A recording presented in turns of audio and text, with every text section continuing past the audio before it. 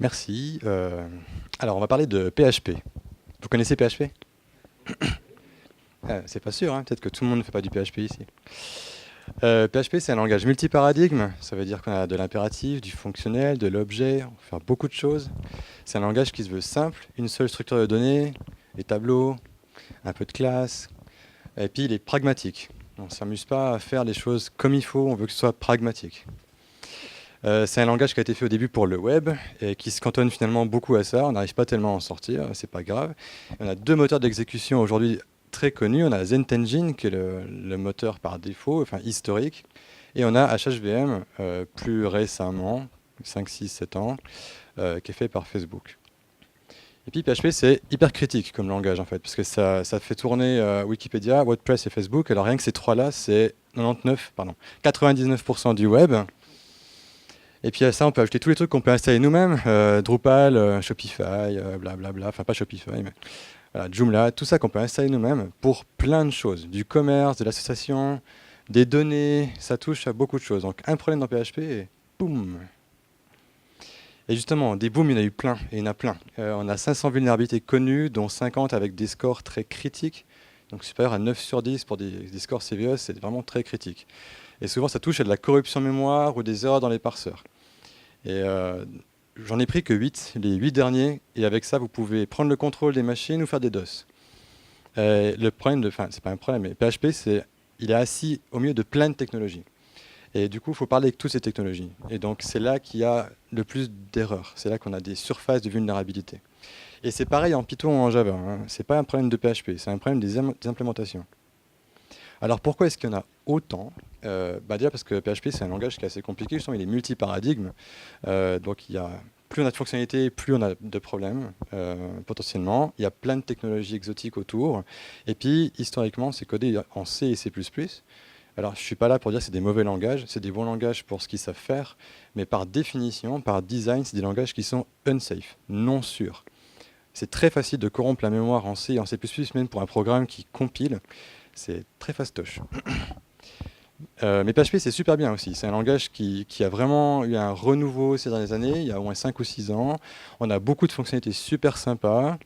Mais, alors, dire PHP c'est bien avec un mais, c'est pas super cool, mais c'est pas que le langage qui fait tout. On a des langages qui sont hyper pourris, JavaScript, mais qui pourtant ont un tooling monstrueux, un super effort d'ingénierie autour, et c'est ce qui fait qu'ils fonctionnent hyper bien.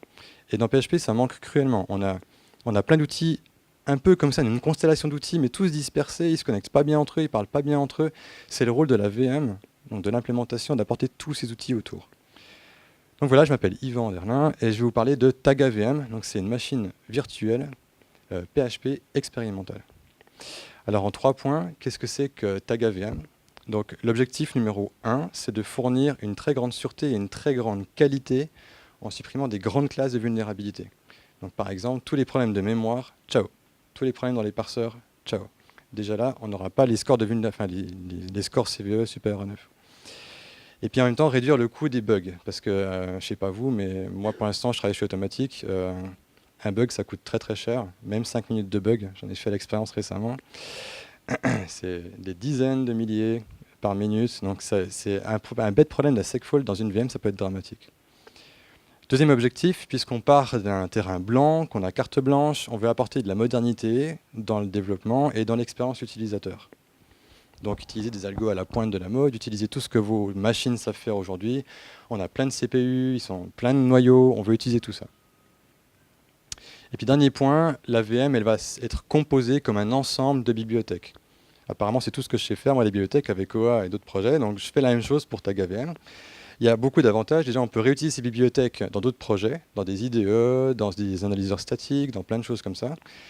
Mais aussi, ça nous oblige à travailler proprement en interne. Pour ceux qui ont déjà travaillé dans ZentEngine, l'API privée, il faut qu'elle reste privée, vraiment.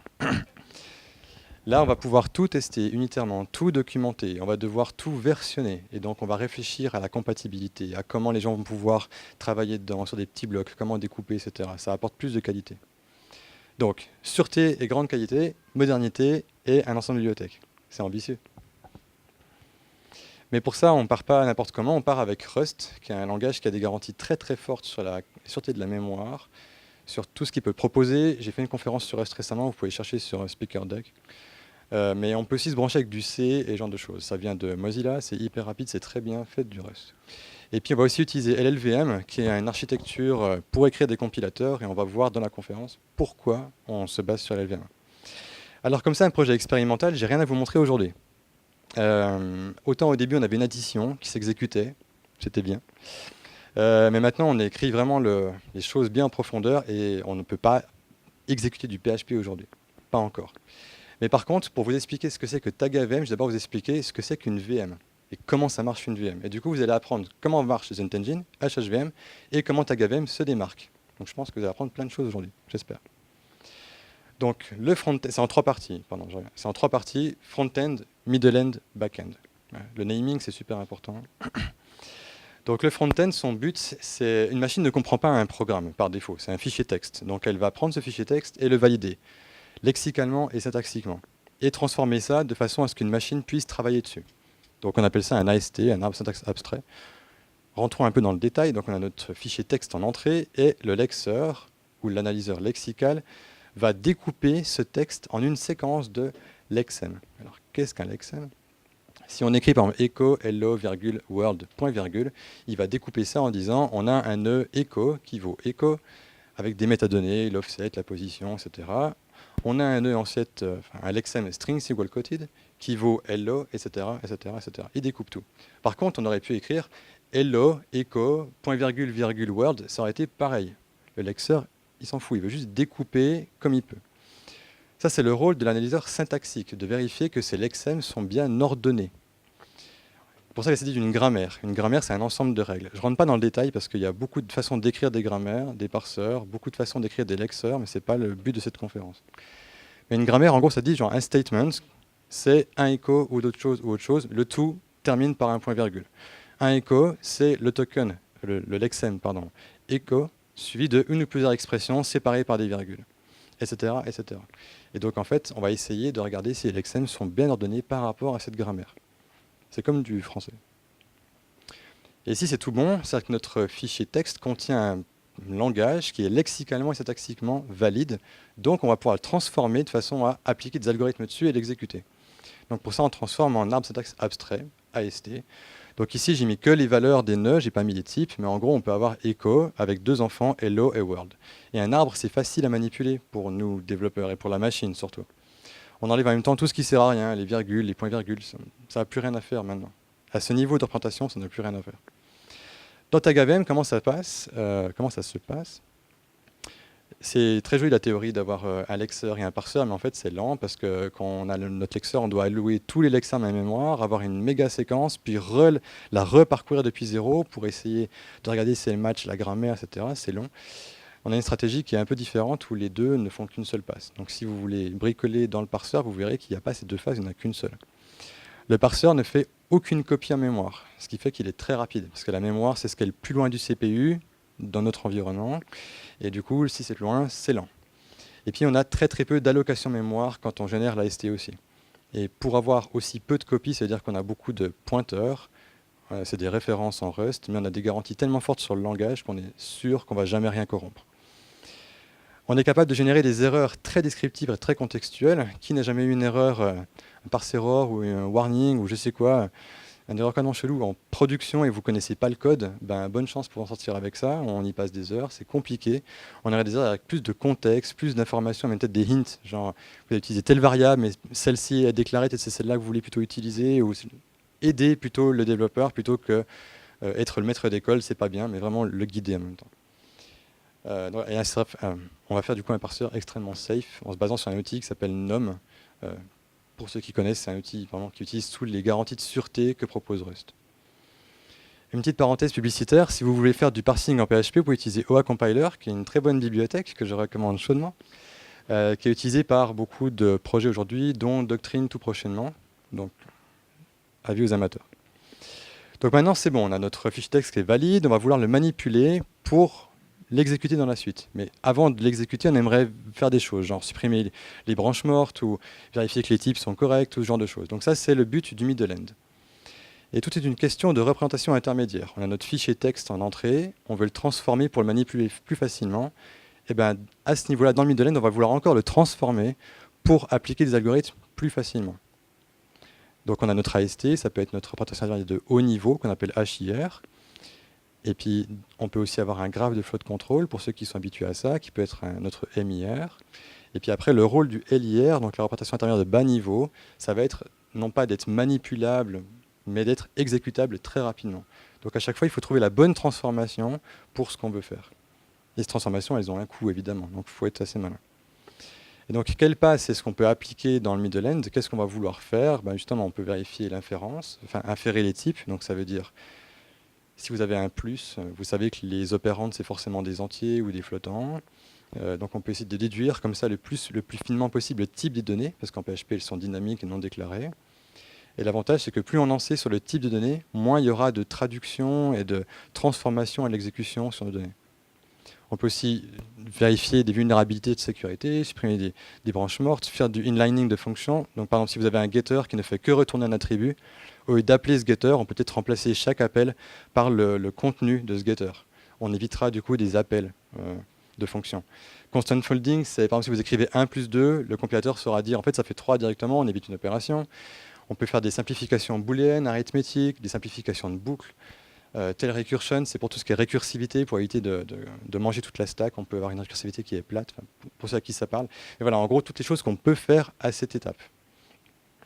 Donc dans TagAVM, notre AST, c'est notre représentation intermédiaire de haut niveau. Et puis la représentation intermédiaire de niveau moyen, c'est un graphe de flow de contrôle et une version simplifiée de PHP. Alors au début, je voulais expliquer ça, mais en fait, c'est un peu compliqué. Alors je donne plutôt un exemple. Ça, c'est une version plus simple. Alors, quand on a un for each pour un être humain, c'est génial si on a un for each d'un itérateur, et puis on boucle avec les valeurs, puis on processe la valeur. Mais pour une machine, il y a beaucoup de choses très très implicites là-dedans, et c'est pas clair du tout. Donc ce qu'on va faire, c'est simplifier. Donc, désugariser, enlever tous les sucres syntaxiques du langage, pour n'avoir par exemple qu'une seule type de loop, de boucle. Dans PHP, on a des for each, do while et while. Dans notre représentation, on n'aura que des while, par exemple. Et pour la machine, c'est beaucoup plus simple. Pour les algorithmes, c'est beaucoup plus simple. C'est plus simple pour tout le monde. Alors, ce dont je parle dans le middle end, là, ce n'est pas encore complètement implémenté dans la VM aujourd'hui.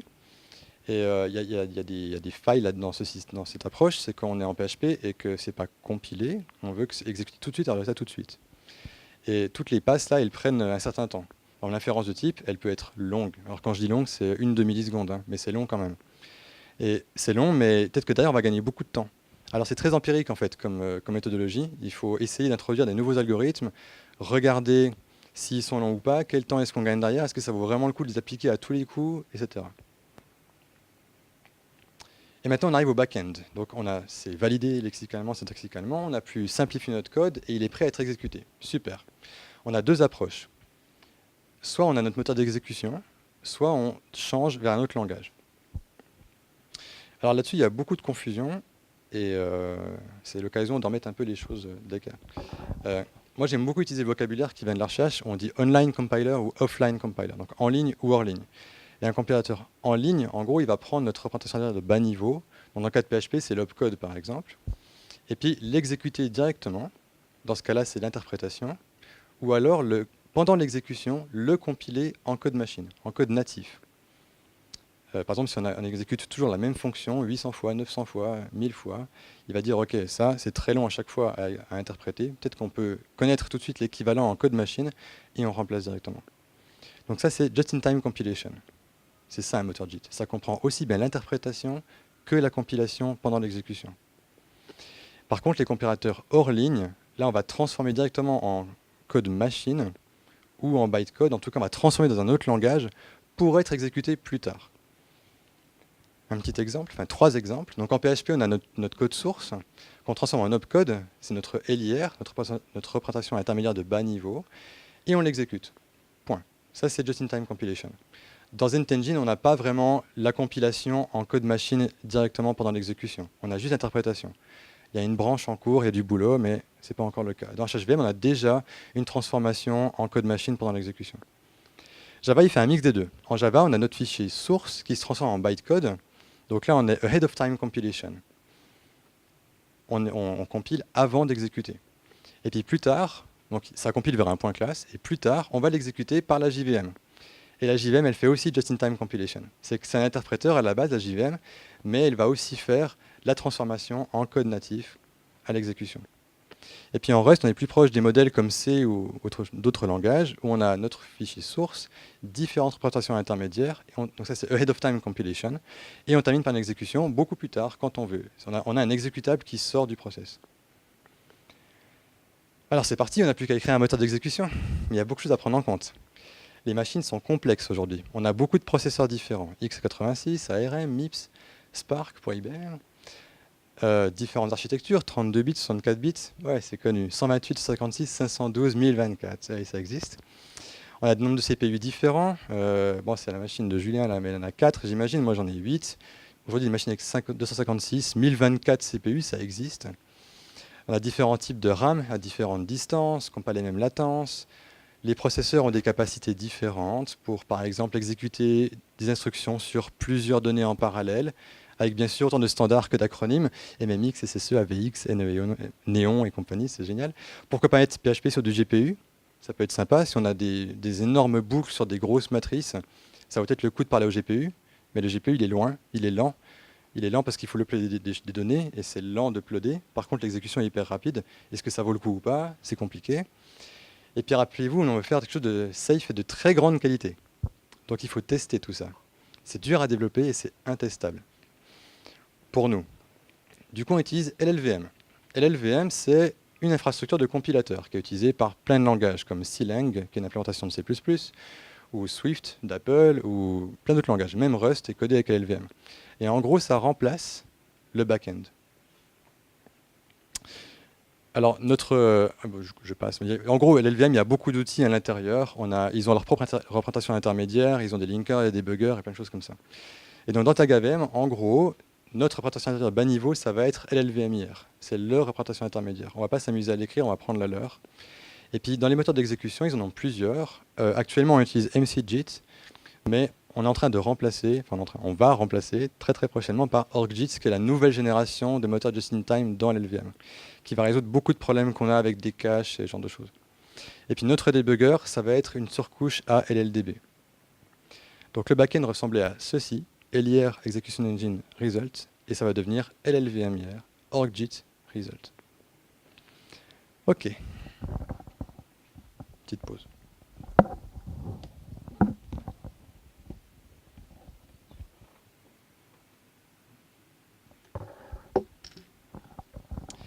On va prendre un peu de perspective. Là, on était vraiment dans la VM, dans les méandres de la VM. J'espère que vous avez un peu suivi le voyage. Et donc, en ce moment, je bosse pour Automatic. Et ils ont un petit creed comme ça. Et ça, c'est une partie qui dit « Je suis dans un marathon, pas dans un sprint. Et peu importe à quelle distance je suis de mon objectif, la seule façon d'y aller, c'est mettre un pied devant l'autre chaque jour. Et puis, avec du temps, rien n'est insurmontable. » Et c'est exactement l'approche qu'on a. C'est qu'on a le temps, parce qu'on fait de l'open source. Et du coup, rien n'est insurmontable. Donc, on se met des gros challenges. Très grande qualité. Donc, safety first. Pas comme dans les avions, mais en vrai. Tout est testé unitairement. Chaque structure, chaque enum, chaque fonction, chaque argument de fonction, chaque ligne de code, tout est testé unitairement. 100% test coverage. Et pas du coverage bidon, des gros critères difficiles. Suite d'intégration, on en a plein aussi. Documentation. Chaque structure, chaque enum, chaque fonction est documentée. Chaque documentation contient des exemples. Les exemples sont compilés en test et exécutés. Tout est testé, de manière continue sur macOS, Linux, Ubuntu et Windows. C'est compliqué, mais c'est ce qu'il faut pour avoir de la qualité. Au niveau de l'expérience utilisateur, pour ceux qui sont passés sur HHVM, peut-être que ce n'était pas tout à fait ce que vous espériez. Pas tout à fait compatible, ça ne marchait pas toujours exactement comme vous auriez espéré. Alors notre approche, elle est de partir de la spec de PHP, et de contribuer, parce qu'elle a quelques erreurs, mais c'est pas grave, et d'être 100% compatible avec. Et le but, c'est que vous puissiez prendre ZentEngine et remplacer par TagAVM et que ça fonctionne sans rien faire. Du coup, on sera à peu près 100% compatible avec ZentEngine. Je ne veux pas cracher dessus, mais est-ce qu'on doit répliquer les bugs ou pas? Et c'est pas du tout un troll. C'est que chaque personne qui fait une VM alternative à la VM de référence se pose cette même question, est-ce qu'on doit répliquer les bugs ou pas? Et c'est des questions très difficiles. Et on en profite du coup pour moderniser le développement de PHP. le serveur HTTP natif de PHP, il est basé sur http-parser.c, qui est une libc qui est utilisée par Node.js. C'est le parseur le plus rapide, youhou, mais le plus pourri.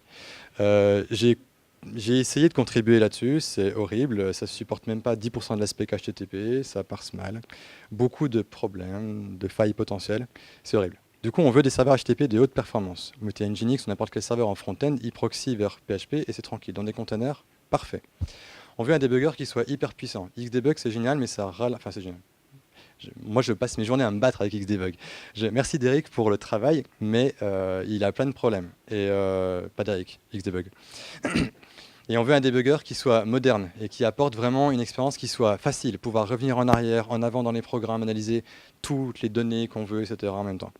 On veut des analyseurs qui soient très avancés pour la mémoire, le CPU, l'énergie, les performances. Merci Blackfire pour ça, mais on aimerait aller encore plus loin. On peut aller plus loin. Impossible aujourd'hui de faire des flame charts dans PHP. On pourrait avec Dytras. Dytras est implémenté dans NetEngine, mais pas complètement. Du coup, on n'a pas tout ce qu'il faut pour faire des flame charts.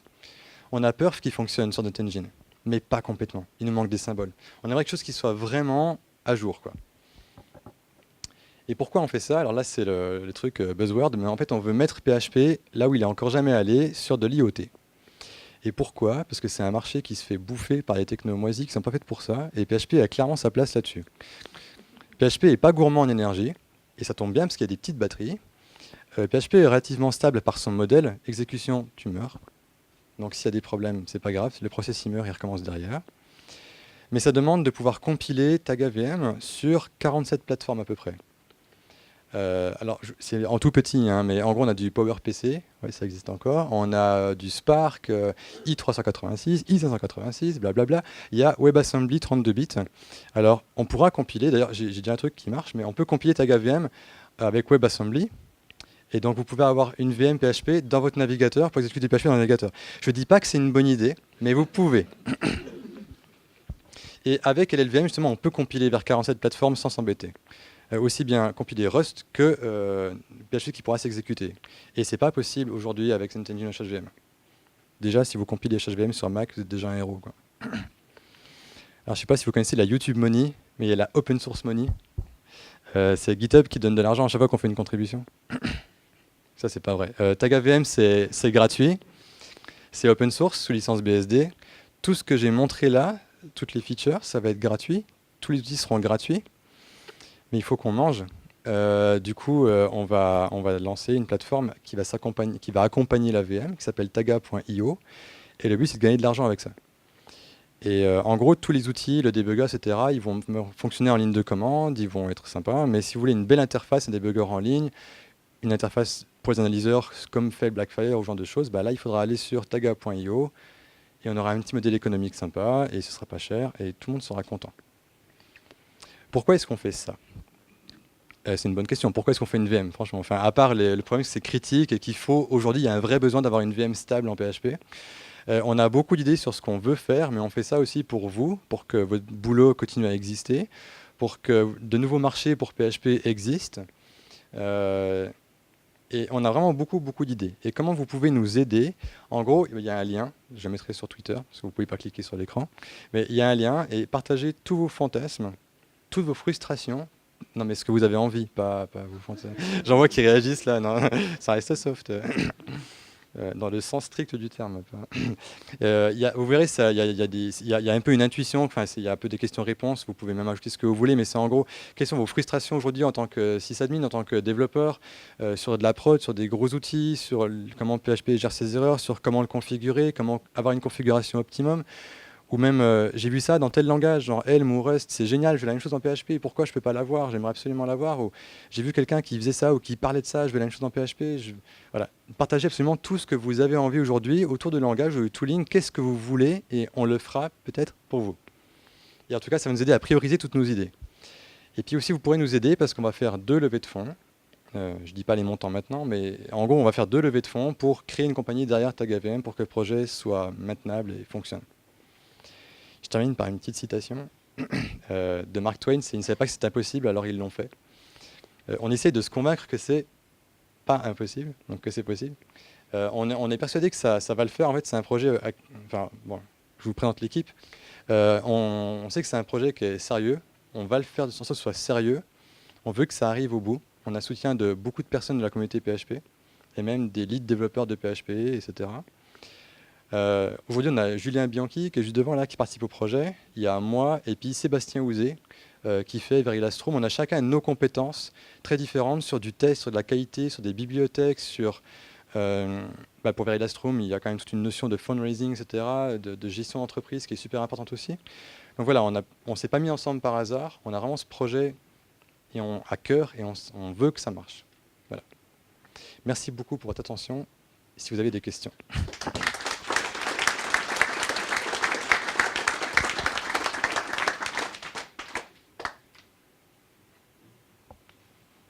On a une question mais pas de micro.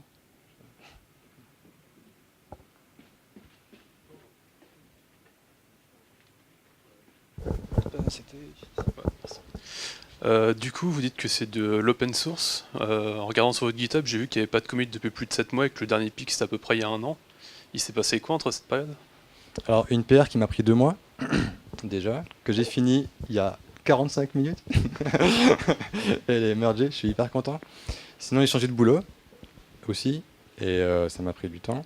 Mais c'est pas du tout parce qu'il y a une baisse d'activité que le projet va mourir. Pas du tout. On travaille aussi beaucoup en arrière-plan sur la levée de fonds, trouver des investisseurs. Il y a des investisseurs qui sont super intéressés, on trouve de l'argent, mais du coup, on n'arrive pas à être partout à la fois. Et fin 2016, c'était particulièrement compliqué pour tout le monde, je pense. Tout le monde peut en témoigner. Donc non, le projet n'est pas mort du tout. Non, c'est pas un projet entreprise, c'est un projet perso que j'ai commencé chez Leap. Ils m'ont donné du temps pour travailler dessus, leap.ch. Mais le projet ne leur appartient pas, c'est un projet open source.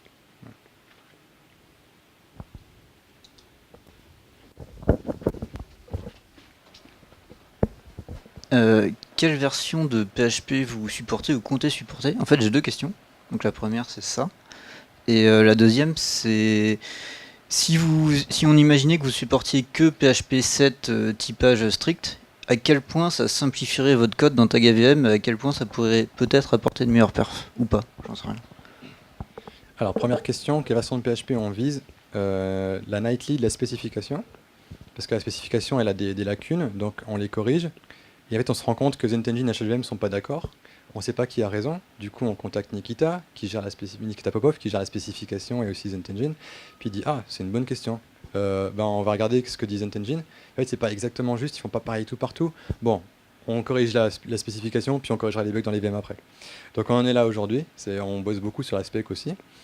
Donc on vise 7.2, c'est nightly. Enfin, pour l'instant, on supporte les derniers trucs de PHP. Et on ne s'amuse pas à gérer tout ce qui est déprécated en dessous de 5.3. Parce que je pense que le temps que la VM sera prête, d'ici 2 ans peut-être, je pense que 5.3 ce sera largement mort et enterré. Le typage strict dans PHP, c'est optionnel, c'est pas du tout obligatoire. Ça nous simplifierait beaucoup la vie. Ça nous permettrait de... Bon, et on aura toujours forcément du casting à outrance dans PHP, parce qu'on peut le faire. Mais ça nous simplifierait le travail d'inférence de type, ça c'est évident. Mais ce ne serait pas forcément hyper significatif. Le fait d'avoir des types déclarés dans PHP, ça passe tout de filtrer une donnée. On donne un entier et on attendait un booléen ou on attendait une chaîne de caractères, PHP va gueuler, mais il saurait très bien faire sans. C'est juste plus de sûreté dans le code, mais ça ne change pas tellement grand-chose à l'exécution. Mais nous, ça ne changerait pas grand-chose dans l'inférence de typage. De toute façon, les informations, il faut qu'on les trouve, et puis le plus précisément possible. C'est pas parce qu'une fonction attend un entier que ce qui va arriver va être un entier. Donc c'est pas assez fiable comme information, il faut qu'on trouve autrement l'information. Tu as peut-être répondu à ma question, je voulais savoir quand est-ce que vous avez prévu de réaliser une première version plus ou moins stable, et tu as dit 2 ans tout à l'heure, c'est une estimation, vous avez une roadmap ou un truc comme ça ou Alors, on a une roadmap, alors ça dépend par bibliothèque. La 0.1 de la bibliothèque a été sortie, de Taga Parser a été sortie il y a un petit moment déjà. Il y a la 0.2 qui est dans tout bientôt là. On couvre, je pense les prochains jours à mon avis. On couvre déjà à peu près 30% de la spécification, ce qui est déjà pas mal. Pour la petite histoire, au début, moi je voulais pas trop parler du projet, mais ça a été trouvé sur internet, ça a été lancé sur Hacker News, ça a pris toute une volée incroyable. Et puis il y a Sarah Golemon aussi qui travaille chez Facebook, Etsy. qui avait dit mais bonne chance, il vous faudra au moins un an et demi pour écrire le parseur. Je me suis dit elle dit n'importe quoi. Puis ça fait bientôt un an, puis elle avait raison en fait. Donc on a un peu revu la deadline, mais on n'a pas de deadline fixe. Ça va dépendre aussi de nous, de notre vie. C'est un projet open source qui vit. De vous, comment vous allez aussi aider, de plein de choses en fait. Mais dès le moment où on a le parseur qui va fonctionner, ça va aller très vite, parce qu'on va pouvoir très vite écrire l'interpréteur, ce qui n'est pas forcément le plus compliqué à faire, comparé au parseur et au back-end. Et puis on pourra déjà commencer du coup à avoir des analyseurs, enfin, différentes passes qu'on peut appliquer sur le code, détecter du code mort ou des données, des vulnérabilités, plein de choses comme ça qu'on pourra déduire du code. Et du coup on pourra commencer à développer la plateforme en parallèle.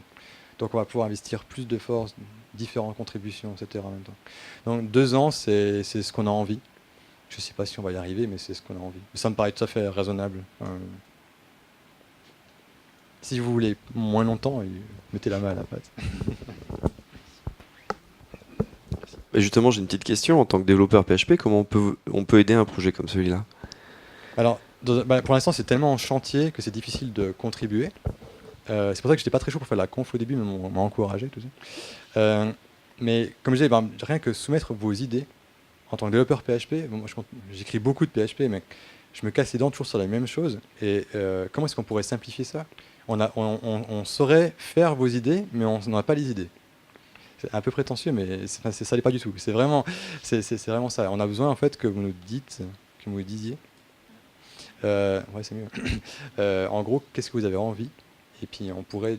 Et puis dans un second temps, il y aura évidemment tester sur vos projets et tout le tooling qu'il y aura autour, contribuer à Travis pour qu'ils aient tag AVM de base et tout ça, l'intégration dans les IDE, enfin beaucoup de choses à faire dans pas longtemps, quoi, 1 année ou 2.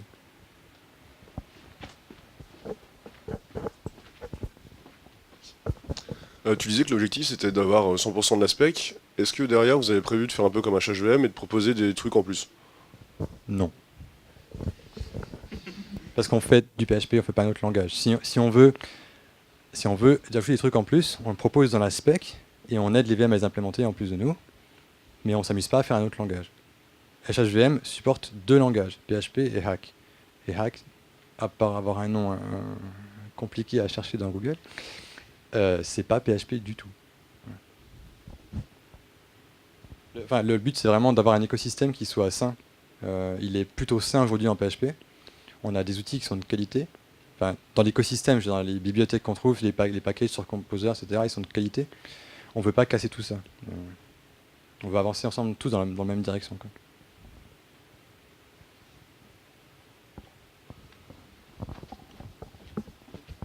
Je termine juste. L'idée aussi, c'est qu'on n'est pas concurrentiel entre ZentEngine et HHVM et TagAVM. Il y a des gens de ces Zend qui nous aident, et nous on les aide aussi. Et on ne se tape pas du tout dans les pattes en fait, c'est pas le but quoi, c'est d'avancer tous ensemble. Pourquoi le nom Daga? C'est une très bonne question. Au début je voulais appeler ça Ivory VM, donc la VM en ivoire, mais c'est pas très écolo, bio et compagnie, parce que l'ivoire faut pas toucher. Alors j'ai cherché de l'ivoire naturel, et en fait Taga c'est de l'ivoire naturel en fait. C'est quelque chose qui est produit par un arbre, et voilà. Puis ça faisait bien, c'est TVM. D'où l'éléphant. Oui, l'ivoire, l'éléphant, PHP. C'était le lien, si jamais... Première slide, PHP. Il y avait des éléphants partout, il y avait des indices. Hein, mais... Voilà, c'est l'éléphant de PHP. On a le temps pour une dernière question. Du coup, est-ce que la vision, c'est qu'à terme, en plus de tout l'aspect sûreté et outillage autour pour le développeur, il y ait des gains significatifs en termes de perf? C'est la conséquence naturelle ou c'est pas forcément la vision?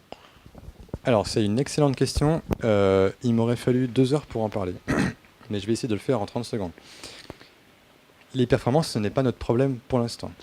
On veut d'abord travailler sur la sûreté, avoir un design d'API qui soit fiable, stable et maintenable, évolutif, etc. Donc vraiment avoir un bon design. Ici on a un bon design, d'ailleurs on va regarder quels sont les bottlenecks, où est-ce que ça ne va pas, monitorer, perf, blablabla, et améliorer ça. Mais on utilise Rust, et il a des garanties extrêmement fortes sur les threads, la mémoire, etc. Et du coup, on va pouvoir faire beaucoup de parallélisme sans avoir peur. Et sans avoir peur, ça veut dire, dans le POC qu'on a actuellement, on peut déjà avoir des exécutions just-in-time en parallèle de l'exécution du code. Vous avez votre première requête qui tape sur l'interpréteur. Tous les algorithmes du middle end, ils vont prendre du temps. Peut-être que l'inférence type va peut-être prendre 2 secondes, 3 secondes, j'en sais rien. Mais on l'a fait en parallèle. Votre requête HTTP, elle arrive, on a une réponse qui est fournie, mais il continue à travailler. Et après, il met ça en cache et on peut réutiliser ça. Et ça peut se faire en parallèle sans qu'on ait de problème de corruption de mémoire, sans qu'on ait des data races. Donc, c'est genre utiliser une valeur qui a été libérée. On n'aura pas ces problèmes-là. Et on sait aussi beaucoup mieux exploiter la parallélisation. Dans le parseur, déjà, on peut déjà scaler à 2, 3, 4, 5, 6, 7 CPU sans problème. Vous pouvez compiler aussi le parseur avec SIMD ou AVX. Donc si votre processeur Intel supporte SIMD, genre MME, enfin, SSE ou je ne sais pas quoi, déjà là, on pourra avoir plusieurs instructions, plusieurs données sur une seule instruction dans le CPU, etc. Donc on aura des gains déjà de performance à ce moment-là. Il peut utiliser aussi NUM comme parseur, comme bibliothèque pour écrire le parseur. Mais ils sont connus pour être un des plus rapides, en fait. Dans leur catégorie, en tout cas. Ça peut être plus rapide que du Haskell ou que du C. Et dans Zend, ils vont utiliser IAC et compagnie. Et j'ai bon espoir qu'on soit bien plus rapide que ça, en fait. Comme on a aussi moins de location mémoire, moins de copies en mémoire, c'est ça qui est le plus coûteux, on va être plus rapide à ce moment-là. Donc, c'est enregistré, je peux pas dire. Mais j'ai des grandes chances, vraiment, qu'on ait des gains de performance très significatifs. Les grands gains qui ont été récents dans PHP 7, ça touche juste la mémoire. Ils n'ont rien changé au reste. C'est de la cosmétique, de la maintenance. Mais c'est juste la mémoire. Et on peut encore gagner énormément.